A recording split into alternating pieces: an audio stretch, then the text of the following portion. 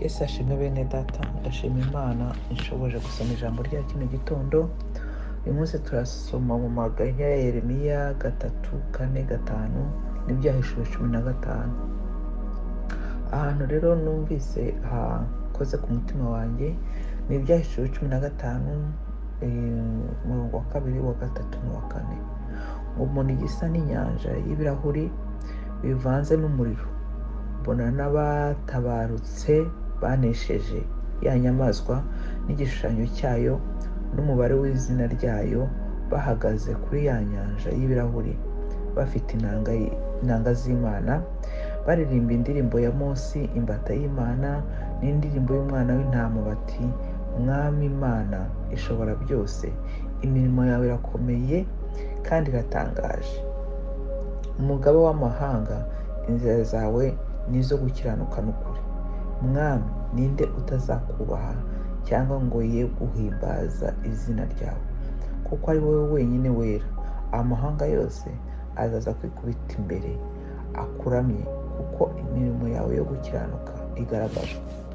Aha ni igihe cyo mu bihe bya nyuma barimo kuvugaho, bavuga ukuntu abantu bashoboye kunesha bazaba barimo, mbese bazaba bari mu munsi mukuru baramya Imana, kubera ko bazaba babona imbaraga z'Imana no kugira neza kw'Imana. Hari ukuntu iyo usomye ibi byahishuwe ubona ari ibintu birenze ubwenge bw'abantu, ubona ari ibintu bikomeye cyane, ubona ko Imana yacu ikomeye cyane. Wa mugani wa Dawidi wavuga ati: ndi iki ko umwami wanjye yamenya akantoranya? Nanjye uyu munsi mbabwira, nanjye nibwira, nkavuga ngo turi iki kuba Imana yaradutoranije ikatugira abana bayo. Iyo uri umwana w'umuntu ukomeye,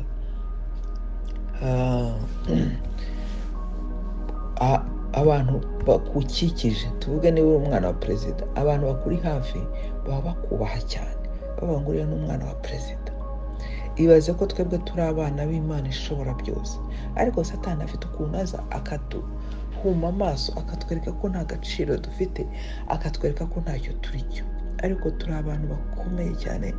Niba Imana ishobora byose yaremye ijuru n'isi, ishobora kukuvugisha, ikakuvugisha, urumva agaciro iba yaguhaye.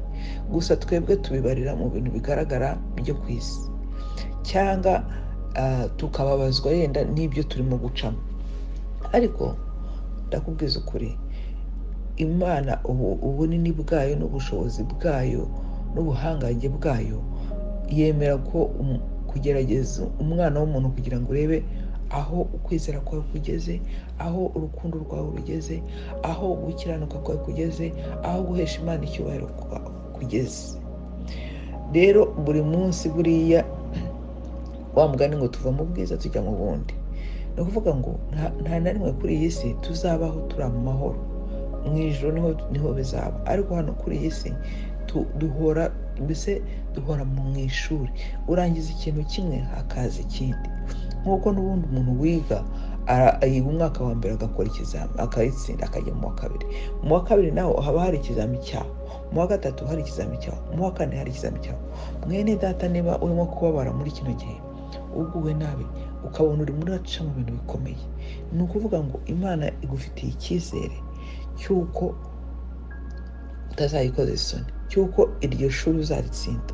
Ariko nimwibaze ko umwana wa perezida nta kintu baba babuze. Yenda dufate nk'abariya bami bo mu Barabu, ukuntu baba bafite amafaranga n'amazahabu n'ubutunzi burenze, ariko wari uzi ko abana babo babohereza mu ishuri bakajya kwiga, bakagenda bakajya kwiga, bakiga nk'abandi bana, bakambara iniforume nk'abandi bana, bagakora ibizami nk'abandi bana, batsindwa bikaba ikibazo kuri wabo, kubera yenda bubaha iwabo n'abatinya, bakagerageza kwiga neza, bakiga primaire, bakiga secondaire, bakiga universite, bagakora maîtrise. Aho hose bakarara biga nk'abandi bana, nta kintu babuze, bashatse bataha bakarya bakaryama, bafite amamodoka, bafite ibintu byose, bafite iki, ariko bakiga. Kubera iki? Kubera ko papa wabo bavuga ati aba bana banjye ntabwo nshobora kubareka gutya nubwo mfite ubutunzi n'iki ariko bazansimbura. Ni ukuvuga ngo baragomba kwiga bakayise rwose akabikarira mpaka bize kandi bakarangiza kugira ngo bazashobore gusimbura se, bazashobore kugira ibintu bya papa wabo bakora babyumva neza. Natwe Imana yacu ntabwo izemera ko tuyikorera tutabanje kujya mu ishuri, ngo nujya mu ishuri ukora ikizami, nukora ikizami ugitsinde, wimuke. Imana iguhe responsibility, iguhe inshingano, kubera ko hari aho uvuye hari naho ugiye. Kandi nk'uko bavugaga ni ukuri Imana irakora, Imana iratabara, ngo ibikorwa byayo biratangaje. Yenda ndabaha akagero gatoya, nkunda gutanga ingero zifatika kugira ngo abantu bashobore kubyumva ko intambara nigeze guhura nazo mu kazi, intambara zikomeye pe, zibabaza umutima wanjye. Twari dufite umuntu utuyobora wari umurasiste, ntiyakundaga abirabura, ariko hari harimo n'ishyari kubera ahantu nakoraga ni ahantu kwa muganga, ahantu umuntu akora kuri reception ukakira abantu. Noneho kubera ko yari afite uwo mwuka w'ishyari wo gushaka kuyobora ikintu cyose, wo gushaka kuba ari we uvugwa, aje asanga abantu abarwayi bivuriza iwacu nyine, kuko nari mpamaze igihe mbakora, barankunda baramvuga neza, ukabona byamushobeye, ukabona ntabyumva. Noneho agiye kubona na bene baba b'abazungu nabo baramyishimiye, mu mutwe hahita havuka nyine akantu k'ishyari. Tuza gukora na training gato n'umuntu twakoranaga w'umusoshoka, bari abantu bafasha abantu, ashaka kutwigisha ukuntu dukora akazi, avuga ukuntu nkora akazi neza. Ibyo byose arabika, mpita mbibona body language, ukabona ukuntu arejije, ukabona ko bimuriye. Noneho aravuga haratereka mpangane n'uyu muntu, nkorera ibintu yabikoreraga n'abandi birabura, ariko njyewe aransya neza nka kuntu umuntu yagukoramo nka sandwich akakurya. Ankorera ibintu bibabaza umutima wanjye cyane byinshi. Noneho ikintu nakoraga, naragendaga nkasenga, nari nturiye parike, nkagenda mu gitondo mbere yo kujya ku kazi, nkahaca nkavuga Mana, ibi bintu ni ibiki, ko ndushye, ko mbabaye, ibi bintu nzabishobora. Noneho Imana rero yacu burya iravuga. Umuntu umwe rwose arampamagara w'umukozi w'Imana, arambwira tumva ati Imana yambwiye ngo hari umuntu wababaje umutima wawe cyane, ngo Imana igiye kuzamukorera ikintu ngo atazibagirwa mu buzima bwe, ngo kizatuma yicuza ibyo yakoze. Ubwo urumva nahise ntekereza we. Noneho mbere gato nanone haza umuntu aravuga ati we, ati nabonye hano ku kazi kanya birukana abantu nka 5, ati mbona amabara wasohoka. Yari umuntu wivuriza iwacu ariko ufite impano yo guhanura. Ati ariko wowe, ati Imana ati humure, ati aka kazi Imana ikakwicajeho neza, nta n'ikizaguhungabanya. Numva nyine ntabwo mbyumva neza. Noneho wa wundi kwa kundi yagiye tugirira nabi, umuntu umwe dukorana ajya muri sendika y'abakozi, arababwira ati hari umuntu dukorana afata abantu nabi kubera uruhu rwabo.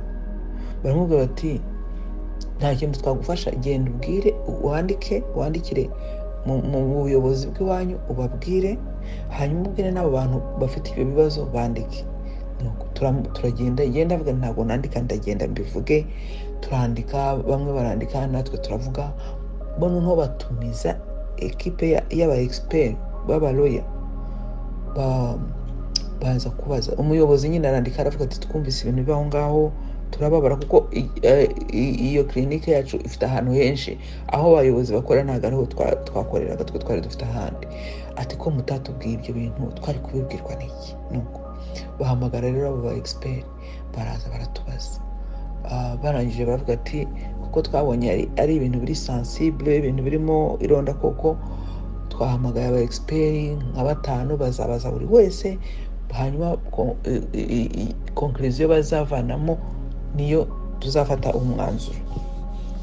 Nuko barabikora, ariko nyine tukabona uwo muntu, uwo mushefu wacu nyine akihagararaho, icyo nacyo narakimukundiye, ntiwashoboraga kumureba ngo umenye ko afite ikibazo.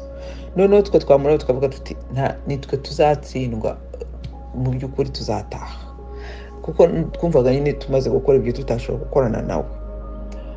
Igitondo kimwe bene data baramuhamagara ku buyobozi, yaje ku kazi bisanzwe, yaragumije arakora nyine bisanzwe. Baramubwira ngo zana iyo laptop yawe, ufungure laptop yawe wandike uhite usezera kuri kano kazi, nta gusubira mu biro. Urumva yaje aho ngaho dukorera nka 2:00, baramuhamagara nka 3:00, ahita yandika iletre aravuga ngo ubuyobozi burambwiye ngo ni demisiyone, ngo kubera ko ntubaha abantu nyobora. Nuko arayitwahereza twese, ibikuba biracika, kuko ngo yari yarakreye ikintu kimeze nka ekipe nyine imufana, itumerera nabi, birirwa baducunga, birirwa baturega. Urumva bacika ibikuba nabo. Nuko nyuma yaho, kubera iyo ekipe nyine mbese byayihungabanije n'ibiki,